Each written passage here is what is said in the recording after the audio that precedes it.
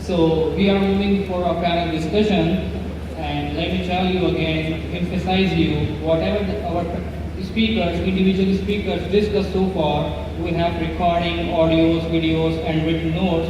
And furthermore, moving on panel discussions, we have some questions about entrepreneurship, innovation, policies, and what the esteemed panelists are doing from their organization and how they are looking blockchain in Pakistan as an individual or expert opinion. So we will use those information we have collected so far and formalize a document, and we will spread through the venture capitalists, industrialists, and government institutions to just think about how to develop the ecosystem of Pakistan. So the panel discussion is too much diversified. We can bring some rolling coaster rides, or we can talk about so many things in this on a focused discussion. The title is Blockchain in Pakistan, and I am moving the same question. How do you see blockchain in Pakistan to our first panelist, Mr. Gita? How do you see blockchain in Pakistan? How do I see blockchain in Pakistan? Other than what I just said? Yeah, exactly.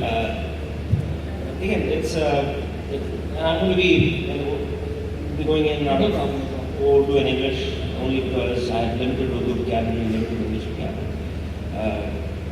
The blockchain, in my opinion, is just the rails, right? I see its application in financial services, obviously, financial services के हिस्सा, लेकिन financial services के अलावा I saw something here which talked about degree authentication. So it's a very important part of digital identity. Is actually a very important part of blockchain. It's one of the key drivers for using the distributed ledger technology. तो उसके अंदर अगर आप, if you want to talk about creating a digital identity for every Pakistani, then the potential is huge. And that hence the point about wanting to push for regulation is because if the government drives it, and if the Ministry of Interior sees Nabra could be that river, जिससे canals निकलती हैं और canals जिसमें enter होती हैं of data, then like the advanced societies in the world, as American society है या Estonia है या for that matter Turkey है, जहाँ पे आप no matter what you do, that information is linked to this one central identifier. So I can figure out कि जी ताहिर हैं वो कहाँ पैदा हुए, किस शहर में रहे, किस शहर में नकल मकानी की, कहाँ उन्होंने अपनी तालीम हासिल की, पहली नौकरी कहाँ की, उसके बाद उनका करियर कैसे प्रोग्रेस हुआ. ये तमाम चीज़ें बहुत ज़रूरी हैं गवर्नमेंट के लिए to start creating programs for their citizens, और बहुत ज़रूरी है प्राइवेट सेक्टर के लिए to start building products and services for these people. क्योंकि अभी एक एग्जाम्पल ये है, ईडी साहब यहाँ पे हैं नहीं, उन्होंने पहले भी बात की थी कि हेल्थ में इसका बहुत बड़ी एप्लीकेशन है. आप ये देखिए कि अगर आज आप एक अस्पताल से उठ के दूसरे अस्पताल चले जाते हैं, आपका रिकॉर्ड एक अस्पताल में है, आपको बाकी का रिकॉर्ड एक और अस्पताल में है, तब जाके आप किसी और डॉक्टर से मुलाकात की, आपका रिकॉर्ड उनके पास भी शायद हो. So for your medical service provider, it's very difficult to actually determine कि आपकी health problems के causes क्या हैं, क्योंकि उनके पास सारी history नहीं है आपकी. अगर आप उनको इजाज़त दे देते हैं और कहते हैं look, I give you permission to use my data no matter where it may be on my central identifier blockchain, then they can service you better. They can create a program that's specific to your needs. Think about it, maybe 10 years in the future, जहाँ पे हर इंसान का genome code map होगा. शायद हमारे मुल्क में थोड़ा टाइम लगे, 25 साल के एज में आपके जीनोम कोड अगर मैप्ड है और आपका मेडिकल रिकॉर्ड इनकम्प्लीट है और एक पर्टिकुलर एलर्जी जो कि सिर्फ एक डॉक्टर को मालूम है और बाकियों को नहीं मालूम, that can determine your health, either the longevity of your health or your poor health, because the treatment was not effective. Whereas if all of that is mapped, then it's easier for the doctor to service you better. So, Mr. Atiyab, just emphasizing you, the most scattered thing in our life, like we have some identity issues, we have separate cards, we have separate driving license, we have separate health card, and we have another scattered important data which has too much scattered out is healthcare. So Mr. Ziam is actually emphasizing you just to focus on the scattered data and make some track path to just monitor it. We have just noted the point. Let's move towards Mr. Dr. Suresh Kumar. He is coming from Sakhar IB University and he is the director of Blockchain Innovation Center. So sir, my question to you is the same. How do you see blockchain in Pakistan as an academician, as a researcher? Good evening, everyone. It's a pleasure coming here, and it's a really great conference going on. From my point of view, one of my friends told me once, if you want to do extraordinary things, you need to be extraordinary. And this nation is extraordinary. And the technology we are embracing today is also extraordinary. Anything which has a value can be put on the blockchain. You can talk of anything that has a value. So whatever the use cases has been discussed, we can expand on everything. Whether it's our documents which solve the clashes among the multiple parties, whether we're talking about supply chain, we are talking about good governance. We are already taking on most of, there's a drive going on from a couple of years in this country. Several organizations, individuals are taking on this technology. And individually they are putting their efforts. But in order to make difference, we have to join hands, our hands, And this is the first effort. I really appreciate your effort, Tech Pakistan and Blockchain Forum of Pakistan. And somehow, in my point of view, this technology has provided you a point which you have never got before. Most of the innovations, we are the back stage, but in this technology, we got a backdoor to enter and compete with the developed world. So to me, the arena is open. If we can jump in every field, whether we want to correct our government, their governance, their corruption, anything, whether it's a public or private, for me, everything is a use case. Thank you. Yes, Mr. Anusha, I want to ask you, do you know in the global world of blockchain, there is 16% women in participation in technology. Let's say, how do you see blockchain in Pakistan as a woman? Just talk about diversification and inclusion of women in the industry. You have actually two questions, the inclusion and diversification and the blockchain. Absolutely. First and foremost, Essen, thanks for organizing this event. I think it's the first ever blockchain summit in Pakistan, and I'm happy to be here.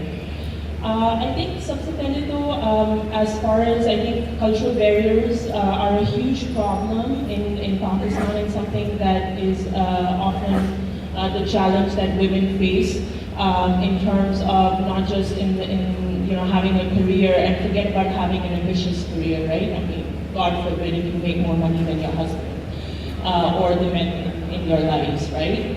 So I think we're moving towards a more inclusive workspace, but we still have a long way to go. I think another globally a law that's being implemented is that now by law we have to have one female member on the boards of every public listed company. So I think we're moving in the right direction. The fact that I'm also here is a proof that we are creating more inclusive panels where women have a voice. I'm not saying I'm a voice for all women, absolutely not. I come from a little bit of privilege, so I have the education, the resources to be able to sit here and speak for myself. As far as blockchain is concerned, yes, 16% is the number. What are we doing to solve it or improve the number? I think number one, at least from my side, I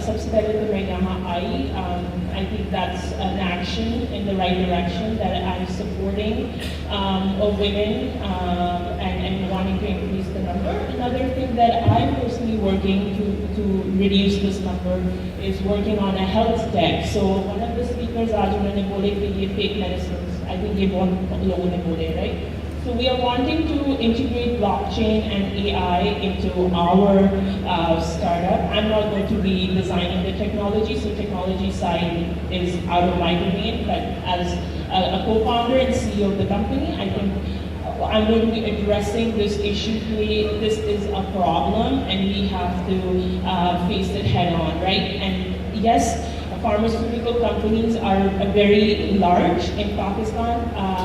Annually, pharmaceutical industry 300 billion Pak rupees बना रही है. इनकी growth है about 12%. And there are 630 pharmaceutical companies in Pakistan. 30 of them are multinationals. The rest are local corporations. So this is a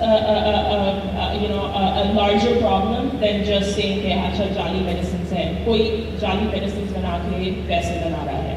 Right, that is something we have to address as well.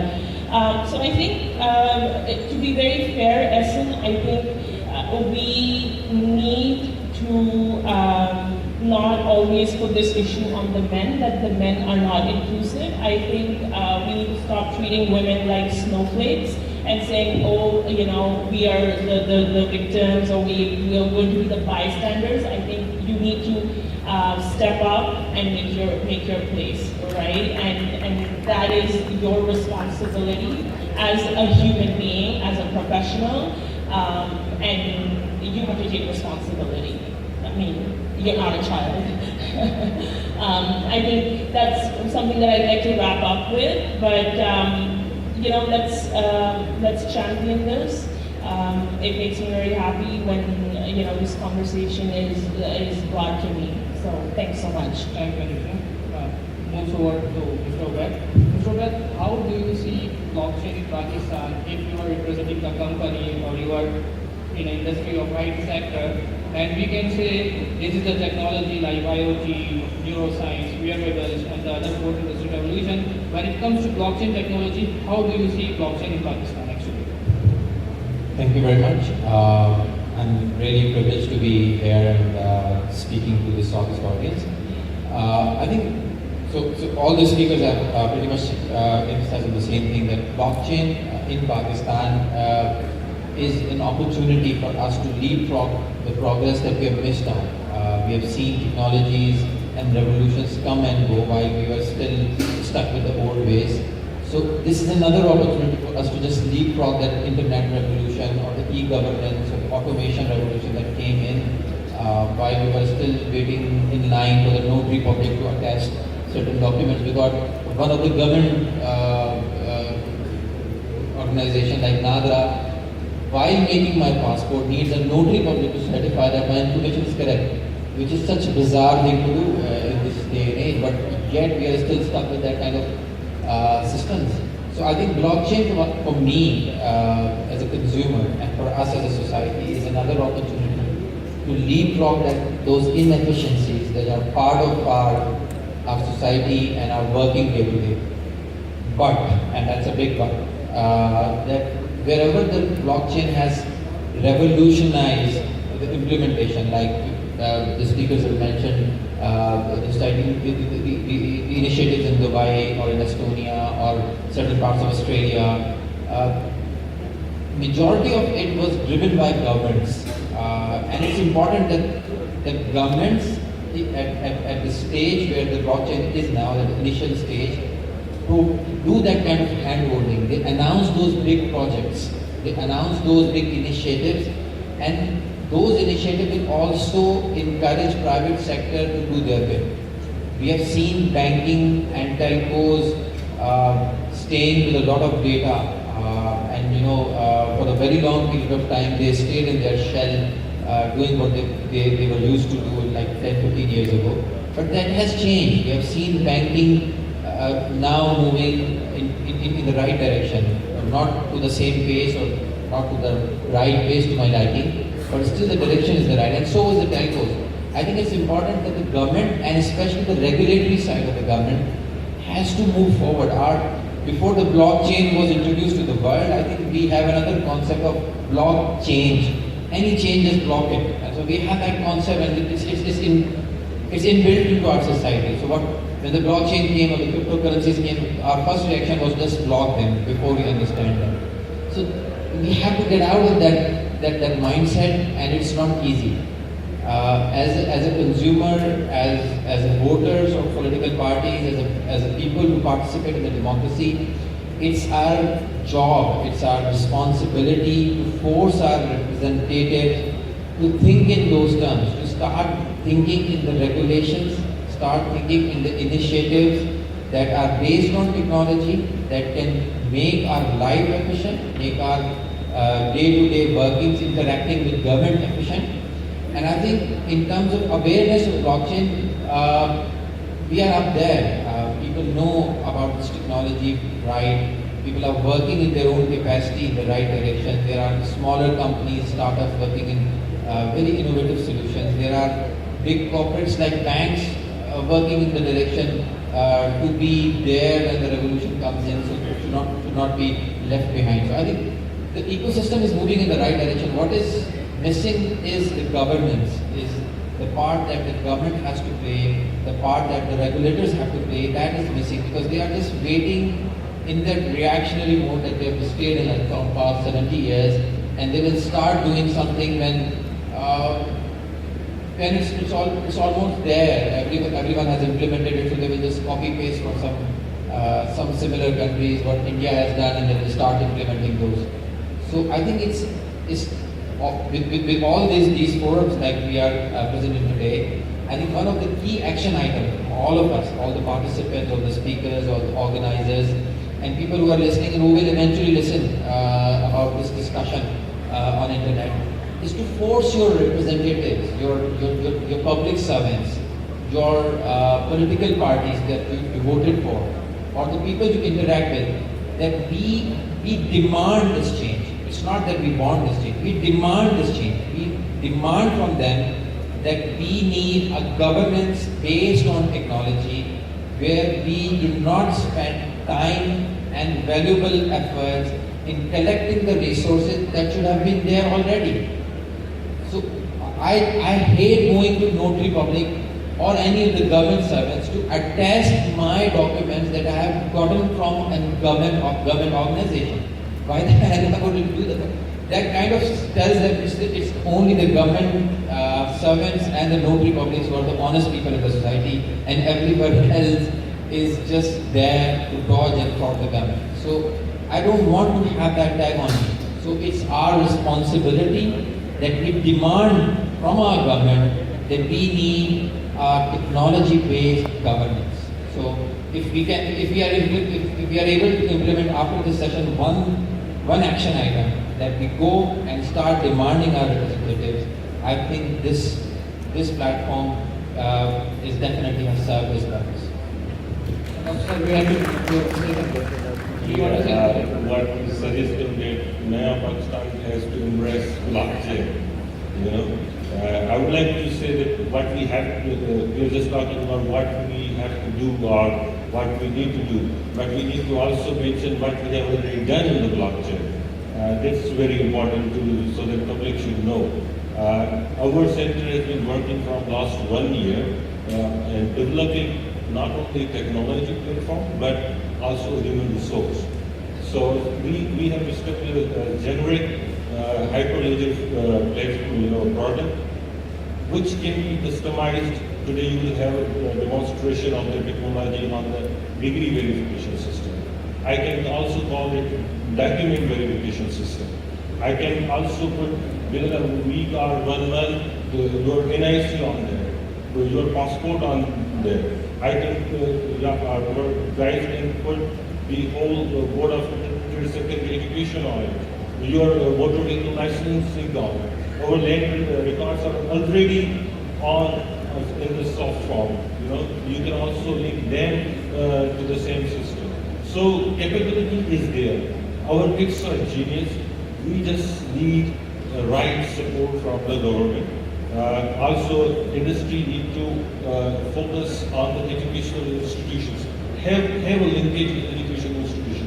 these are the places where research goes on, and you need to pick the right talent from our own institutions. Thank you, Dr. Suresh. Mr. Atir, I want to ask, let's say कि आप HBL में digital transformation देख रहे हैं, अगर आपके association की बात की जाए, फिर इंडिविजुअली आपने लाजमन है कि कुछ ना कुछ ब्लॉकचेन एक्सप्लोरेशन करी होगी। लेट्स से अगर आपको कोई एक प्रोजेक्ट स्टार्ट करना हो एज अ पाकिस्तानी और पाकिस्तान में रहते हुए, मगर किसी गवर्नमेंट को डिस्टर्ब किए हुए, मगर किसी माहौल में बेजितियाँ पैदा किए हुए, जो भी हमारे पास चीज़ें मौजूद हैं उनको यूज़ करते हुए सैनिटाइज करने के लिए, तो अगर आप एक प्रोजेक्ट शुरू करेंगे तो वो कौन सा प्रोजेक्ट हो सकता है या वो कौन सा प्रोडक्ट हो सकता है अगर किसी को तंग करें? First of all, whatever I say today, and this is a disclaimer, okay, I'm not necessarily speaking on behalf of my employer. Yeah, exactly. Right? Yeah, this is a disclaimer. I need to say that because कल को मुझे internal audit देना साथ. So the views I reflect today are entirely my own, not influenced by my employer. I would, if I was an entrepreneur and I wanted to change an industry, I would create a blockchain-based KYC. Right? उसकी वजह ये है कि आज आप जाते हैं bank खोलने बैंक आपसे कुछ डॉक्यूमेंटेशन मांग लेते हैं कि हमने आपको वेरीफाई करना है कि you are the person you say you are, you live where you live, you earn what you earn, what you say you earn, and only then will we allow you to put your money in our vault. तो अगर KYC है क्योंकि आपने किसी और जगह भी bank account खोला होगा, किसी और जगह आपने कोई और ट्रांजैक्शन की होगी, कभी कोई इंश्योरेंस ली होगी, कभी कहीं से जाके करेंसी एक्सचेंज कराई होगी. If I'm able to track that information, then I don't have to ask you for anything. I'm just there to service you. So इस वक्त बैंकिंग में जनरली जो सबसे बड़ा पेन पॉइंट है वो है फ्रिक्शन फॉर द कस्टमर. हमारा कस्टमर जो है वो बेचारा सुबह जब भी उठता है कोई भी ये सोच के नहीं उठता कि यार आज से मैंने बैंक जाना है. राइट? वो अगर उसको बैंक जाना होता है तो वो डिले करता है जितना ज़्यादा डिले कर सकता है to get out of bank. Because it's not a pleasant experience. There's a lot of friction. And that's because we have a very cumbersome KYC process that we put them through. Rightly so, because we want to know whether this money is coming from the right sources and it's not going to be used in nefarious purposes. तो अगर मैं उनकी ज़िंदगी से pen और friction निकाल दूँ और उनके ख्वाबों और उनकी ड्रीम्स को इनेबल करने के लिए कुछ ना कुछ करूँगा, तो ना सिर्फ मैं अपना बिजनेस बढ़ता हुआ देखूँगा बल्कि पूरी इंडस्ट्री को मैं उभरता हुआ देखूँगा. और जहाँ पे कंवल साहब ने बहुत अच्छी बात की कि हमारी जो इंक्लूजन है, इंक्लूजन 13 से 21% के दरम्यान रिपोर्ट की जाती है. This year state bank is saying 21% of the population is banked after 71 years of existence. Right? That's not acceptable to me as a banking practitioner and as a Pakistani. अगर मैं अपने बाकी 80% आवाम की ज़िंदगी से पेन निकालने की कोशिश करूँगा तो बहुत मुमकिन है कि ये 21% जो है 5 साल में 50% तक चली जाए. हो सकता है कि 10 साल में ये 100% तक चली जाए. कि जैसे एक बच्चा पैदा हो और गवर्नमेंट उसका बर्थ सर्टिफिकेट इशू करती है और वो ब्लॉकचेन पे है, तो मैं उसको एक प्रोविजनल अकाउंट नंबर दे दूँ कि जब भाई आप 18 साल के होंगे या 16 साल के होंगे, this account will become active because now your record is all authenticated and verified. So for me to, in a very long-winded way, the answer is KYC. KYC. So anyone want to bring something with the KYC, you have a guy now. Okay, Dr. Suresh. ये हो गया है sir. आप जो है वो PhD in finance हैं, blockchain जो है 4th IR है, सक्कर यूनिवर्सिटी IB आपने बनाई है, वो कहती है इंस्टीट्यूट ऑफ डिसेंट्रलाइजेशन. उधर जो है वो आपने ब्लॉकचेन इनोवेशन सेंटर डाल दिया. अब ये बताएं कि आप मज़ीद क्या कर रहे हैं? आप डिग्री वेरिफिकेशन सिस्टम आ गया है और बोर्ड ऑफ इंफॉर्मेशन सिस्टम आपने जैसे अर्ज करा वो आपने HEC में फाइल किया हुआ है उसको अप्रूव कराने के लिए. तो आप मतलब और क्या क्या हमें चीज़ें देने वाले हैं एज अकेडमिशनर, एज अ डाइवर्सिफिकेशन? और मैं तो कहूँगा कि आप बड़े मल्टी डिसिप्लिनरी चल रहे हैं, PhD कहीं हुई भी है, टेक्नोलॉजी को भी काम कर रहे हैं, इनोवेशन किसी और एरिया की हो रही है. तो अभी हम आपसे और क्या एक्सपेक्ट कर सकते हैं ब्लॉकचेन कैपेसिटी में? like I mentioned before, एक important word है वो है research. So अभी हमने जो next initiative है, अभी करेंट से पूछा गया कि what you are going to do next. मेरे हिसाब से the next step which we already have decided that is between Tech Pakistan, Blockchain Forum of Pakistan and Centre University and there's the SBIC Centre. We are going to start the journal, research journal. It's called the Journal of Blockchain Technology. I hope they will show you up there. So I need some collection for it. This is unique because in Pakistan, it's first journal which is going to take on this new technology. I must tell you that so far you've been listening that this is a disruptive technology, but this is not disruptive that will last for 10 years and will go away. This is fundamental technology because it's involved all the bits and pieces which are put together. They are fundamental. They are going to stay. They are going to affect, like people said, 90% of your wallet.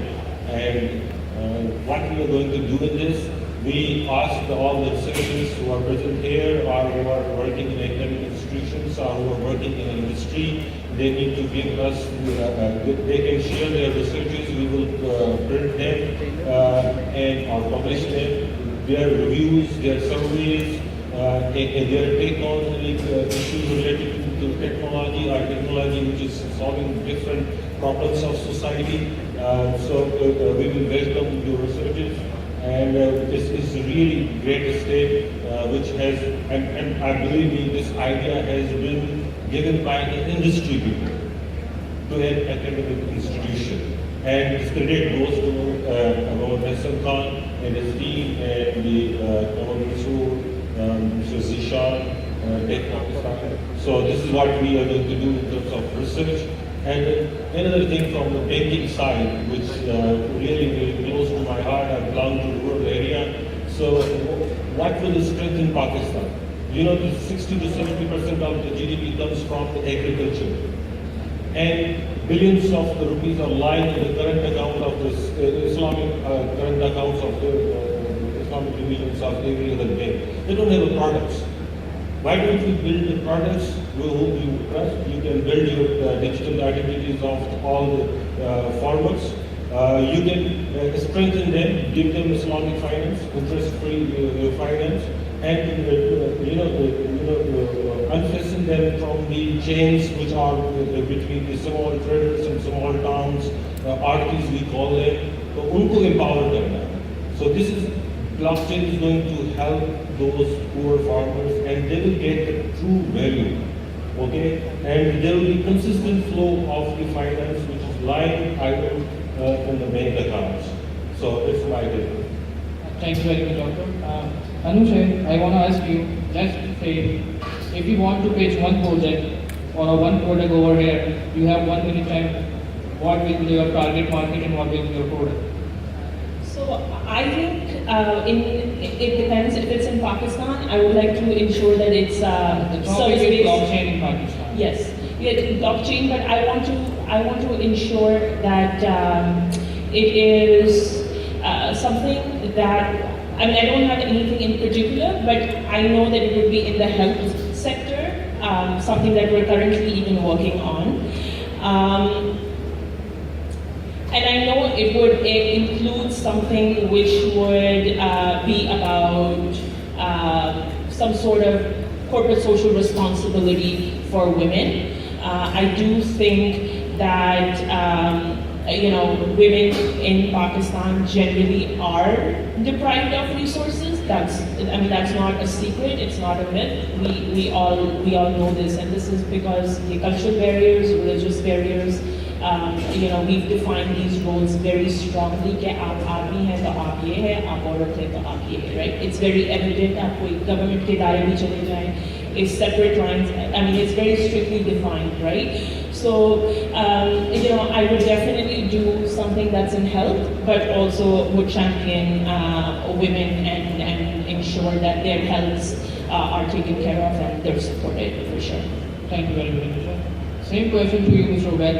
If I ask you, what will be your one product to hit in the Pakistan market without disturbing anything, whatever you have whatever you have policies with the same statement, the same SAP you have, the same constitution of Pakistan you have, we are not going to any assembly, senate, government, any provincial assembly to ask for permission. Whatever you have to utilize it with your minimal resources and what blockchain innovation can you bring up as a project, as a product in Pakistan?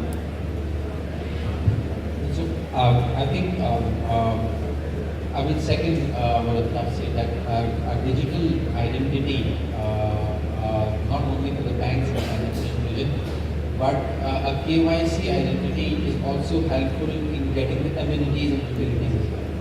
You can use the same digital identity to get your electricity connections, your gas and water connections, your taxation. I think this I'm not sure that the private sector alone can drive this KYC initiative altogether. I think there has to be some kind of interaction with the government agencies, and I think it should be done, and it should not be done from a perspective of a single industry or from a finance industry or from the perspective of the taxation, the FPR. But I think it should be done in general. Our ID cards should be made with those digital identities, and that should be given the due respect that it deserves. For example, once you present your digital identity, then there should not be any more argument for any further authentication.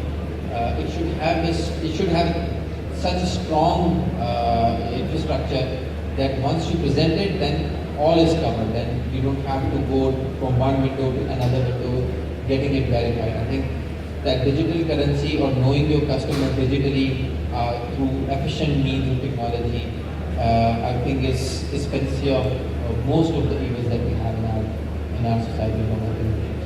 Thank you very much, Ubaid, and esteemed panelists. Yes, sure.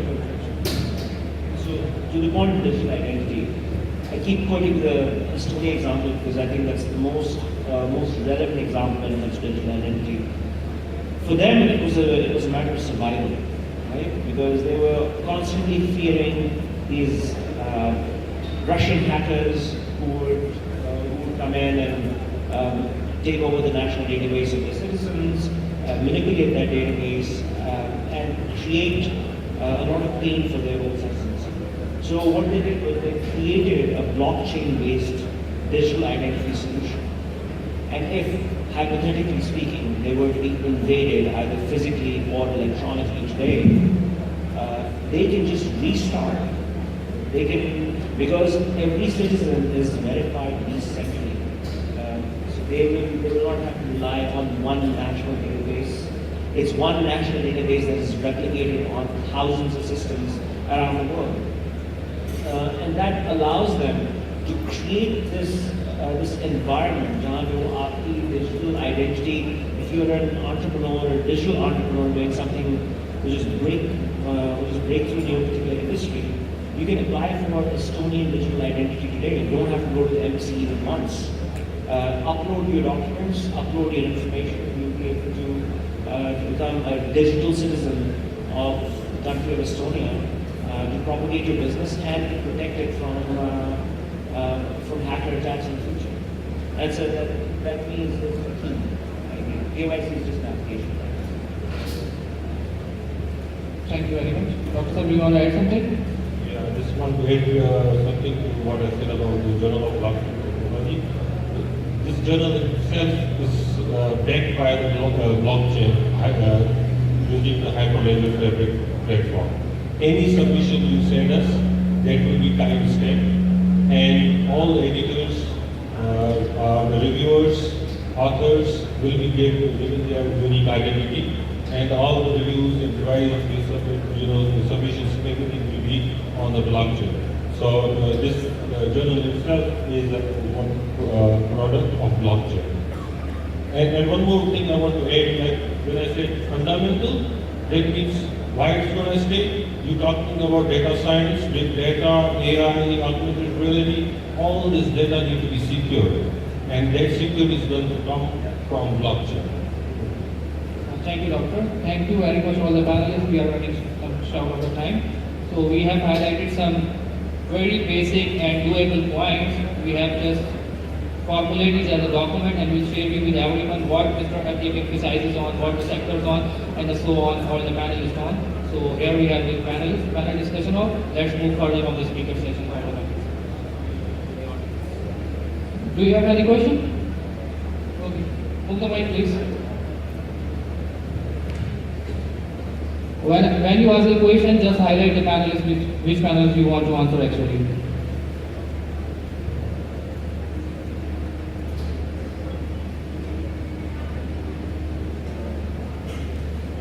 So I'm from Stellar Technology and we're researching on blockchain technology as well.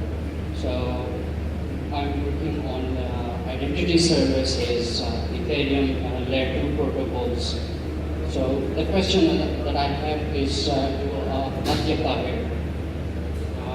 Mr. Hakim, okay.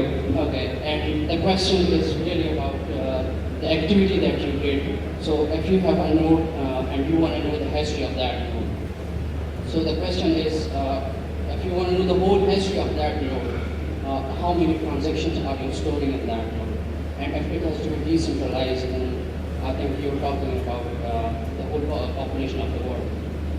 So do you think there is a scalability issue in the blockchain and how that scalability issue can be resolved?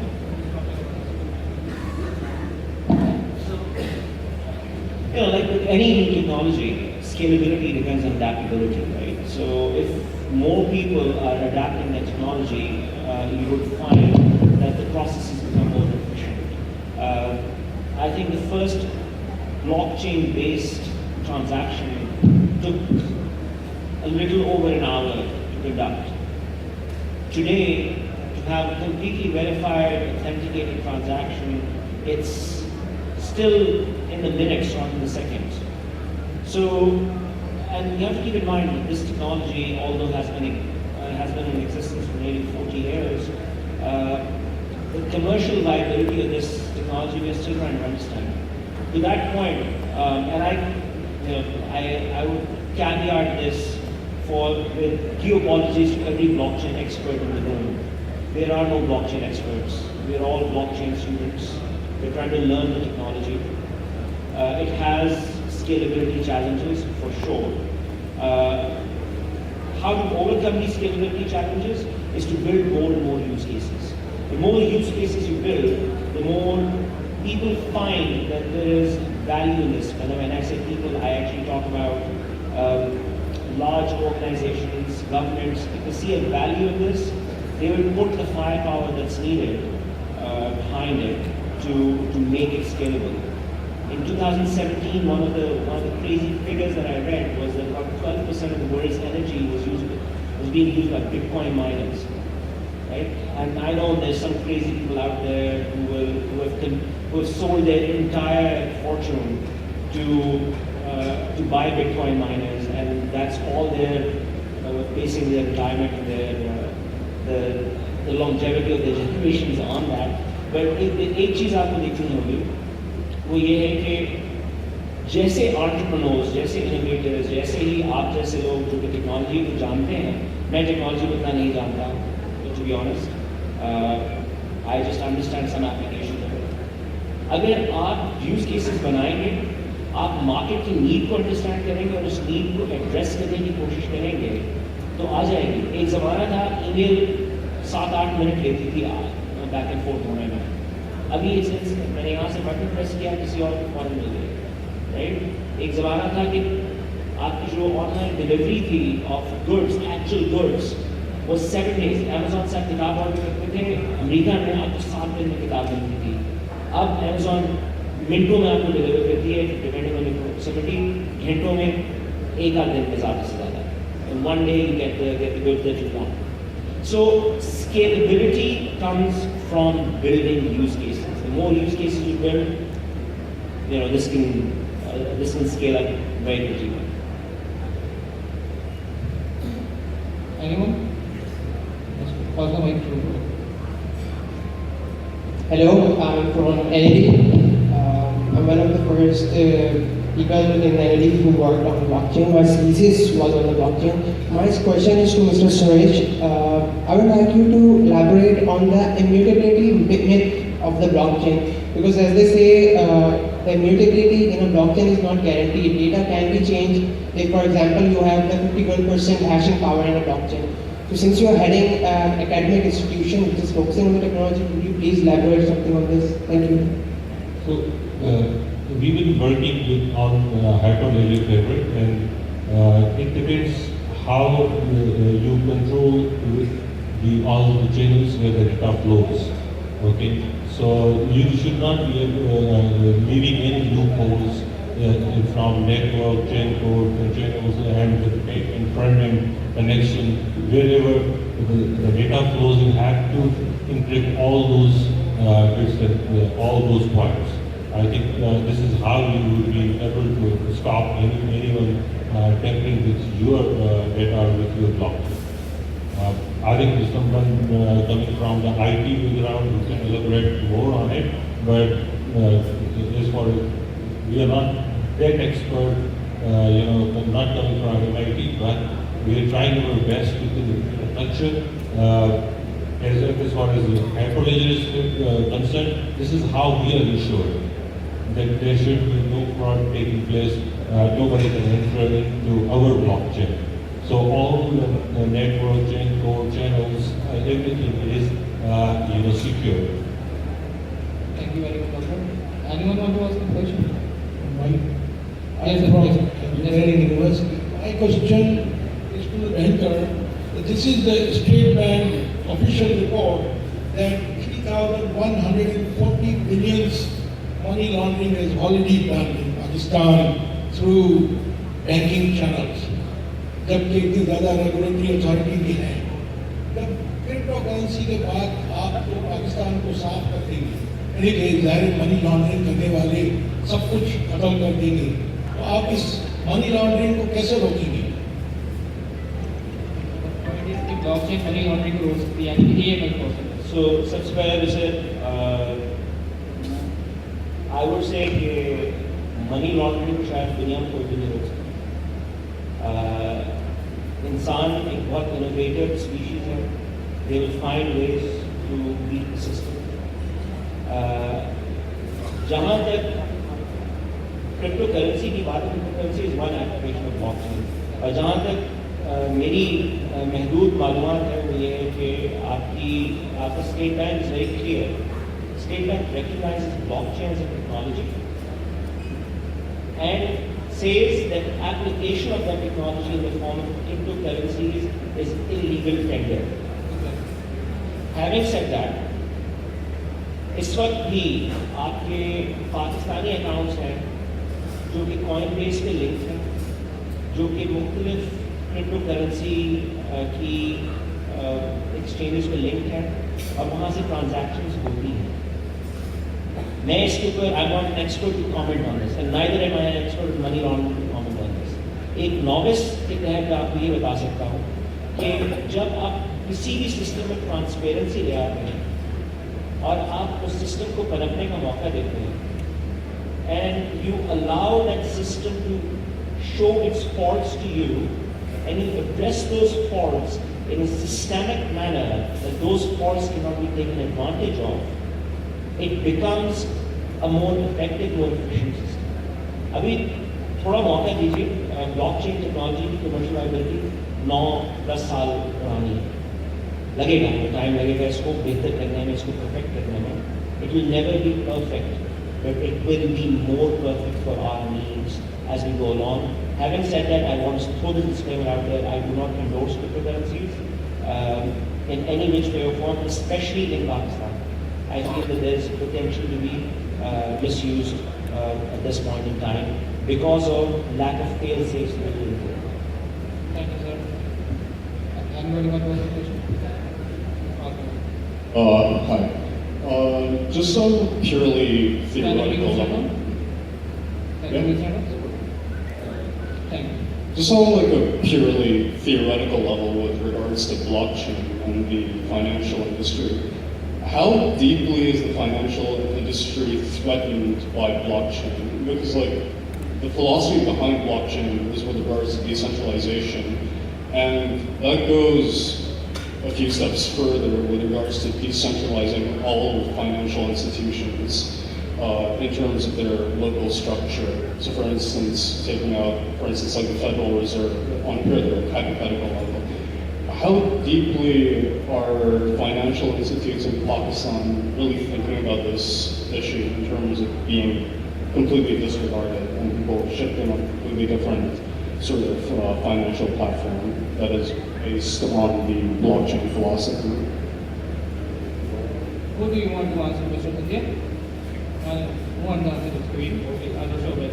Please.